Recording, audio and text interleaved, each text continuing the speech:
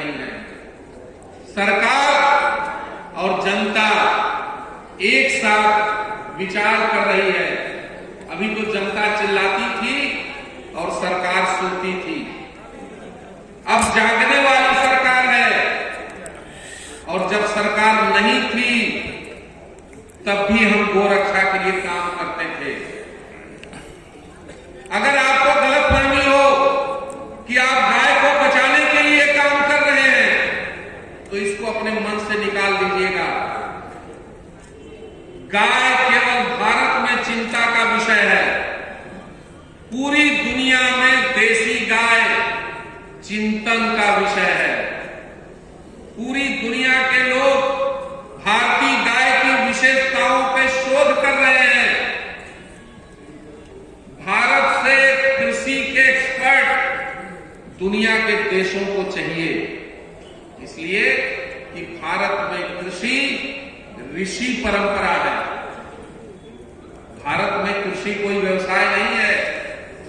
और वो क्या है कि अन्न को ब्रह्म की संज्ञा दी गई। अन्न शरीर को पुष्ट करने के लिए था, लेकिन हरित क्रांति के नाम पर हमने ग्रीन रिवॉल्यूशन नहीं किया, ग्रेन रिवॉल्यूशन किया। गेहूं और चावल का उत्पादन बढ़ाया, उसमें भी इंसेक्टिसाइड, पेस्टिसाइड और फर्टिलाइजर के प्रयोग से अपनी भूमि को, फल को, सब्जी को, अनाज को हमने जहरीला बना दिया। आज एक औसत व्यक्ति मानक से 250 गुना ज्यादा कीटनाशक अपने शरीर के अंदर डाल रहा है, क्योंकि जो भी बाजार में बिक रही फल, सब्जी, अनाज है, उसकी गारंटी आप नहीं ले सकते कि इस पे कीटनाशक नहीं छिड़का गया है या धरती का जो जहर है वो उसके अंदर नहीं है। अब पूरी मानवता के सामने ये प्रश्न खड़ा है कि आदमी जिंदा बचेगा कि नहीं बचेगा। हम प्रकृति बचाओ, गंगा बचाओ, बेटी बचाओ, अभी हो सकता है कि आगे चल करके जान बचाओ ये नारा न कहीं हमको लगाना पड़े, क्योंकि पूरी मानवता खतरे में है। डॉक्टर वल्लभ भाई कथेरिया डॉक्टर हैं, मेडिकल डॉक्टर हैं, और सुपर बग के खतरे से पूरी दुनिया जूझ रही है। यानी ये जो सेकेंड जनरेशन की एंटीबायोटिक है, ये अब बीमारियां होगी तो असर करेगी कि नहीं करेगी, इस पर चिंतन चल रहा है। और जब ये नहीं असर करेगी तो क्या होगा? आपके शरीर की जीवनी शक्ति को जागृत करना पड़ेगा ताकि आप बीमारियों से लड़ सकें। और उस जीवनी शक्ति को जागृत करने वाला एक ही बायो इनहांसर इस धरती पर है, जिसका नाम है गोमूत्र। गोमूत्र कोई औषधि नहीं है। गोमूत्र आपकी शरीर की जीवनी शक्ति को जागृत कर देता है और दुनिया की किसी भी बीमारी से मनुष्य के शरीर की जीवनी शक्ति लड़ती है। एंटीबायोटिक तो कवरिंग फायर है और कभी कभी वो आपके शरीर को नुकसान करता है। गाय से बनी हुई जितनी चीजें हैं, डॉक्टर नरेश शर्मा जी बता रहे थे, वो सब अमृत के समान है। लेकिन आप कल्पना करिए, ये गो सेवा आयोग के लिए भी विचारणीय विषय है कि देश में गोवंश की और दुधारू पशुओं की संख्या हर जनगणना में घट रही है, तो दूध का उत्पादन कैसे बढ़ रहा है? यानी ये जो आंकड़े हैं ये कहीं ना कहीं गड़बड़ है। आज किसी दुकान पे जाइए, पनीर भरा है, चीज भरी हुई है, आइसक्रीम भरी हुई है, मक्खन भरा हुआ है, ये कहां से आ रहा है? कोई आंकड़ा है क्या देश के पास कि इतना मिलियन टन जो खपत हो रही है, इतने मिलियन टन जो दूध का उत्पादन हो रहा है, ये कहां से आ रहा है? और उसके बाद में हम विदेशों से मिल्क पाउडर मंगा रहे हैं, ये भी एक खतरा है। अभी एक नई लॉबी इस देश में पैदा हुई है, उसमें कुछ डॉक्टर्स भी शामिल हैं, डॉक्टर क्षमा करिएगा, जो कह रहे हैं कि लैक्टोज इंटॉलरेंस,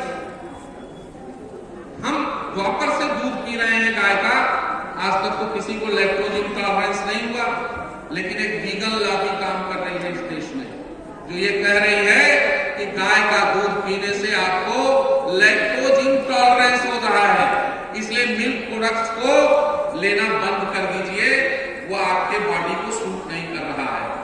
ये लॉबिंग है। और इसी तरह की लॉबिंग करके देश में जहरीले पदार्थों को भेजा जाता है। जैसे जब सेकेंड वर्ल्ड वॉर खत्म हुआ तो जर्मन में जो गोला बारूद के कारखाने थे, उनके केमिस्टों ने फर्टिलाइजर बनाना शुरू किया। अब गोला बारूद तो बन नहीं सकता था, और वो फर्टिलाइजर यूज कहाँ होगा? तो आपको याद होगा कि भारतवर्ष में जो पुराने लोग हैं, किसान तैयार नहीं था यूरिया यूज करने को, तो सरकार हवाई जहाज से यूरिया छिड़कवाती, और तब यह दिखाया जाता था कि देखिए उत्पादन बढ़ गया। उत्पादन तो बढ़ गया, मिट्टी की क्या स्थिति हुई? आज मिट्टी खतरे में है। इसीलिए हमको भूमि सुपोषण अभियान चलाना पड़ रहा है। और जितने बैक्टीरिया आपके शरीर में हैं, जितने तत्व आपके शरीर में हैं, उतने ही तत्व इस मिट्टी में भी है। और मिट्टी में भोजन बनाने का काम बैक्टीरिया करता है। आपके शरीर में भी भोजन बनाने का काम वही बैक्टीरिया करता है। इसीलिए जब आप भोजन करते हैं तो छाछ क्यों पीते हैं? क्योंकि छाछ आपके आंतों में लैक्टोबैसिलस को बढ़ा देता है, और ये लैक्टोबैसिलस बैक्टीरिया आपके भोजन को पचा देता है। इसी तरह मिट्टी में जब हम देसी गाय का गोबर डालते हैं तो उस गोबर में करोड़ों बैक्टीरिया है, उसके गौमूत्र में बहुत सारे न्यूट्रिएंट्स हैं। तो जैसे ही वो बैक्टीरिया एक्टिव होता है, हवा से, पानी से, धूप से, 70% नाइट्रोजन हवा में है। ऐसी बहुत सी दलहनी फसलें हैं जिनको हम बोते थे तो बायोलॉजिकल नाइट्रोजन फिक्सेशन करती थी, यानी हवा से नाइट्रोजन को खींच करके जो उसका राइजोबियम था वो मिट्टी के अंदर उसको फिक्स कर देता था। ऐसे बहुत सारे तत्वों का फिक्सेशन होता था। हमारा पुरखा कितना बड़ा वैज्ञानिक था, उसने रसोई घर को डिस्पेंसरी बना दिया। रसोई घर के जितने मसाले हैं वो सब के सब औषधि हैं, और ये तय था कि कौन सी सब्जी बनेगी तो किस मसाले में बनेगी। बैगन बनेगा तो पंचफोरन में बनेगा, नहीं तो वायु विकार हो जाएगा। कद्दू बनेगा तो पंचफोरन के साथ बनेगा, जिसमें 5 चीजें डाली जाती हैं, नहीं तो आपको वायु विकार हो जाएगा। इतना बड़ा वैज्ञानिक, इतना बड़ा विज्ञान। दूध अपने आप में पूर्ण भोजन है, उसमें केवल आयरन नहीं होता और विटामिन सी नहीं होता। तो पुरखों ने क्या किया कि दूध को लो टेम्परेचर लॉन्ग टाइम मिट्टी की हांडी में मंद आंच पे गर्म किया, उसका कोई न्यूट्रिएंट नष्ट नहीं हुआ और आयरन चला गया। मिट्टी के बर्तनों से थोड़ा आगे बढ़े तो पुरखों ने कहा कि बस अब लोहे की कड़ाही के अलावा किसी और चीज में दूध को गर्म नहीं करना है, क्योंकि ट्रेसेबल आयरन कभी आएगा दूध में जब वो लोहे की कड़ाही में मंद आंच पे गर्म होगा। हमने क्या किया? आज किसी के पास समय है, आप हाई टेम्परेचर पर स्टील के बर्तन में 3 उबाल मार के दूध को चले जाते हैं। मत पीजिए वो दूध, उसमें कोई न्यूट्रिएंट नहीं बचा, क्योंकि जैसे ही आप हाई टेम्परेचर पर जाते हैं उसका प्रोटीन बर्न हो जाता है, उसके बहुत सारे न्यूट्रिएंट लॉस हो जाते हैं। लेकिन हमारी दिनचर्या का मांग है, आज लोहे की कड़ाही ही हमारे रसोई घर में नहीं है। इसलिए भारतवर्ष में किसी का भी सैंपल ले लीजिए, जो बहुत सावधान लोग हैं उनके अलावा सबको आयरन की डिफिशियंसी है, सबका हीमोग्लोबिन लेवल कम है, और ये तब पता लगता है जब आप ऑपरेशन कराने जाते हैं। यानी पूरी मानवता के सामने ये संकट खड़ा है। इसका समाधान कैसे होगा? इसका एक ही समाधान है कि सबसे पहले हमको गो संवर्धन पर काम करना पड़ेगा। आज जागरूकता बहुत है, लेकिन देसी गाय की उपलब्धता कितनी है? तो इसलिए गो सेवा आयोग से मेरा निवेदन है कि आप अपने अपने प्रांतों की कम से कम एक गौशाला को नस्ल सुधार और गो संवर्धन का केंद्र बनाइए। नेशनल डेयरी डेवलपमेंट बोर्ड बहुत सारी तकनीक विकसित कर चुका है इन 10 सालों में, जिसमें हमारे पास देसी गोवंश के बहुत अच्छे सीमन उपलब्ध हैं, बहुत अच्छे एम्ब्रियो उपलब्ध हैं, बहुत अच्छे नंदी उपलब्ध हैं। तो गौशालाओं को जब तक हम संवर्धन का केंद्र नहीं बनाएंगे, किसान गाय नहीं पालेगा,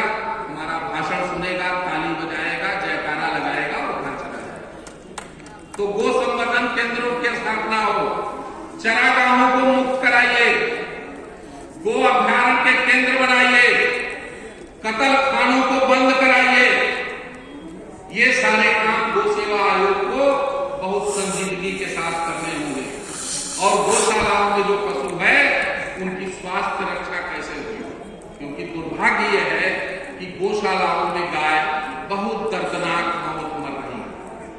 उस पर भी हमको ध्यान देने की जरूरत है कि उसका स्वास्थ्य कैसे अच्छा रहे। फीडिंग, ब्रीडिंग और मैनेजमेंट, इन 3 सिद्धांतों को अपना करके जो भी हमारा बचा कुचा कीमती गोवंश है, इसको हम बचा सकते हैं।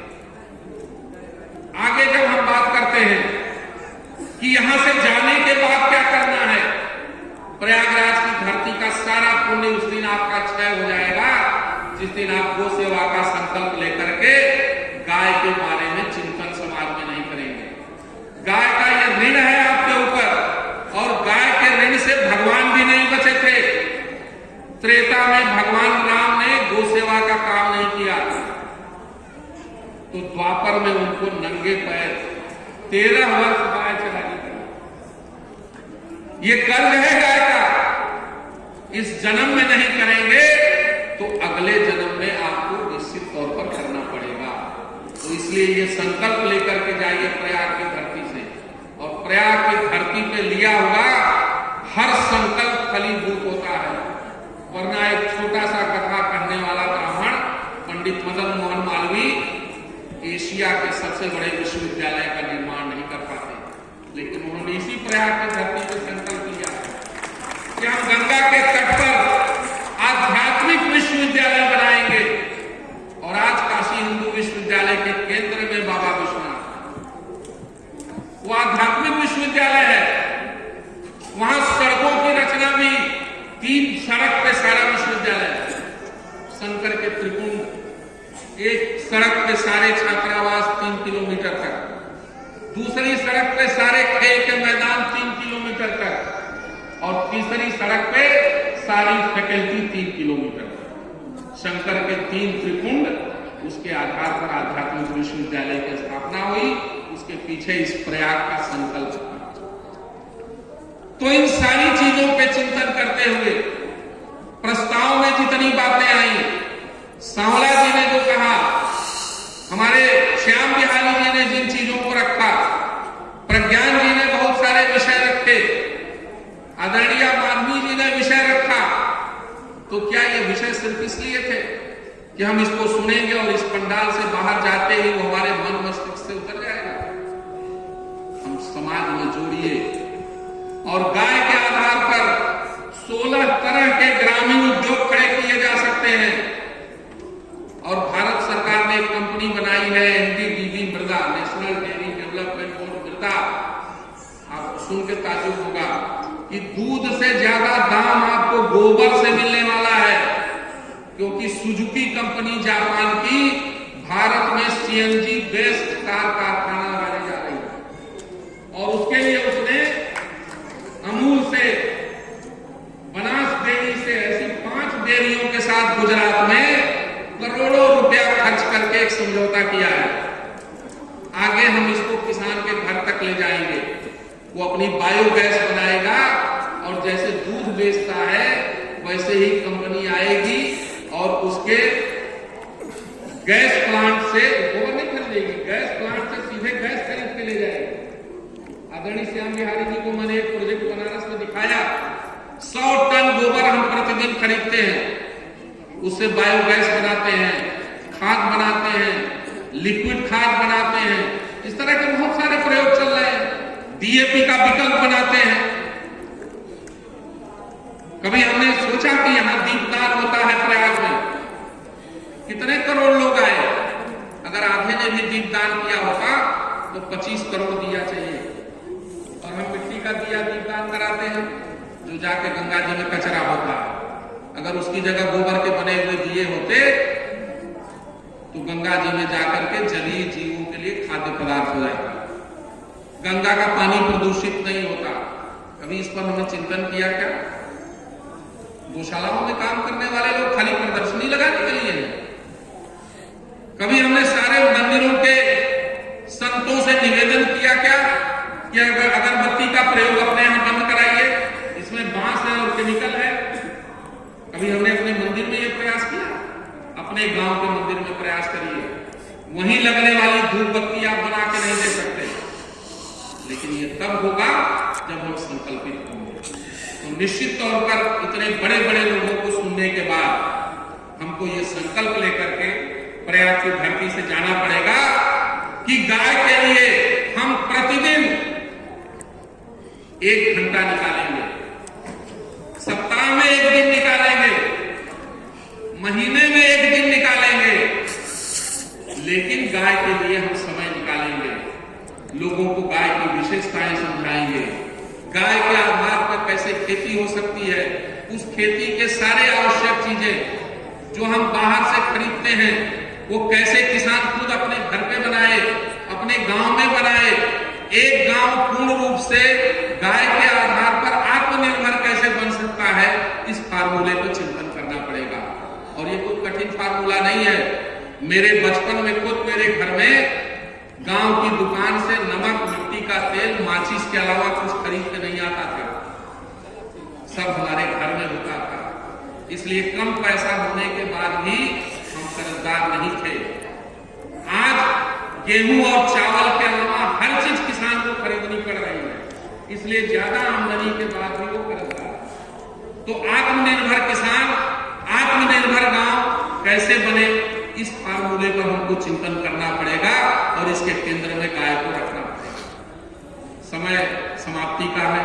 मैं एक बार पुनः मंच पे आसीन सारे लोगों को धन्यवाद देता हूं, संत चरण के प्रति अपना आभार व्यक्त करता हूं।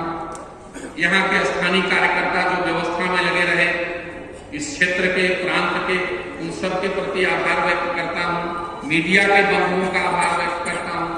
रात दिन जो कार्यकर्ता लग करके आपके सोने की, भोजन की व्यवस्था किए, उनके प्रति आभार व्यक्त करता हूं। सफाई कर्मी जिन्होंने स्वच्छता का पूरा ध्यान रखा, कहीं आपको कूड़ा नजर आया, उनके प्रति आभार व्यक्त करता हूं। और देश के कोने कोने से आए सभी गोभक्त बंधुओं, माताओं, बहनों, मातृशक्ति का भी मैं बहुत बहुत आभार करता हूं। हम पुनः एक नई चेतना, नई ऊर्जा के साथ पुनः मिलेंगे, इसी शुभकामना के साथ।